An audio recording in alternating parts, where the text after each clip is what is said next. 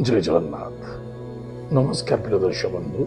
आसंता जानिबा मासिकिया राशिफल 1 डिसेम्बर 2024 ठारू 31 डिसेम्बर 2024 मसीहा यानी सन 2024 मसीहार डिसेम्बर मासटी केमिति कटिबो।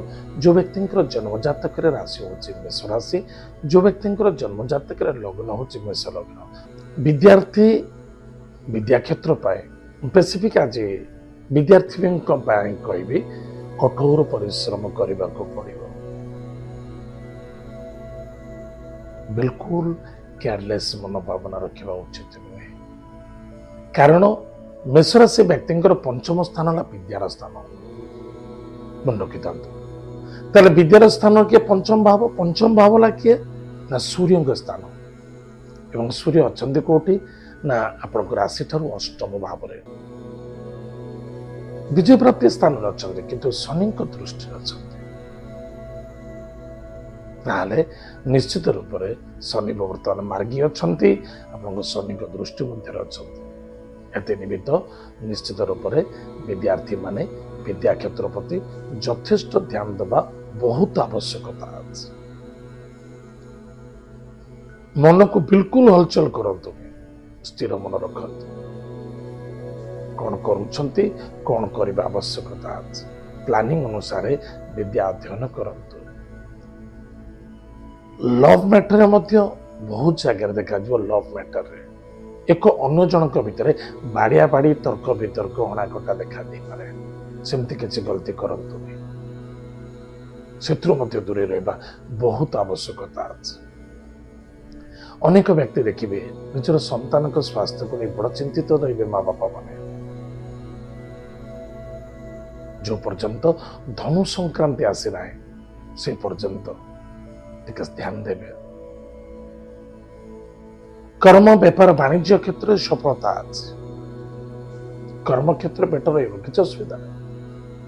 व्यापार वाणिज्य क्षेत्र में लाभवान रहे। नूतन कर्म मध्य प्राप्ति हम। स्वास्थ्य को नहीं चिंता देखा दब। बुद्धि एवं विद्या ये दुईटा प्रति ध्यान देवे, किंतु बुद्धि तो चतुरता देखा दब। स्वाभाविकता कथा रवि बुध जोग आदित्य बुध जोग। बुध जिते अच्छा रवि सहित बुद्धि प्रखर रही बुद्धि कौन कम रही चतुरता देखा, कि धैर्य बहुत आवश्यकता अच्छी। दूर यात्रा देखा दूसरी भ्रमण जोग भ्रमण करें। नूतन चाकरी जॉइनिंग करने चाहते जॉइनिंग करें। जदि विदेश यात्रा करने को चाहते विदेश यात्रा करें। 100% सफलता मिल। एत व्यतीत पिता पुत्र मध्य श्रद्धा आदरता देखा दब। जदि कौन से विदेश यात्रा करने को चाहते विदेश में जॉब करी विदेश रे किसी एक्सपोर्ट इम्पोर्ट को बिजनेस करुच्ची ध्यान देवे। धोखा खाइबे तो जो जाऊँच टाइम ठीक अच्छी। तो एथि निमित्त 16 डिसेम्बर यात्रा करवाटा भल। 16 डिसेम्बर पर करंतु ताले आपण अधिक सफलता पाइबे। किंतु 16 डिसेम्बर यानी संक्रांति से दिन ठार सूर्य कोटि पलैबे ना धनु राशि पलैबे भाग्य स्थान पलैबे निश्चित रूप से आप भाग्य उदय हम। कार्य सफलता देखा दब। अर्थनैतिक क्षेत्र में लाभवान हे। प्रिय दर्शक बंधु, मेष राशि व्यक्ति मानक सबुठ भल मास एवं भल किछि खराब भी अच्छी एडजस्ट करा पड़ो, मैनेज करा पड़ो, मेंटेन करा पड़ो। मासिक राशिफल देखिए महत्वता कौन या महत्वता कौन अच्छी, कौन करने आवश्यकता अच्छे, कौन कले बेटर हम। बस यही है प्लानिंग, आउ किसी ना। प्रदर्शक बंधु प्रतिकार कौन करवा? प्रत्येक दिन प्रातः समय स्नानादि कार्य सारी सूर्य नारायण को 1 लोटा जल किछि महू एवं रक्तचंदन टिकी पकई सूर्य को जलदान करतु। गुरुजन व्यक्ति को सम्मान आदर भक्ति करतु।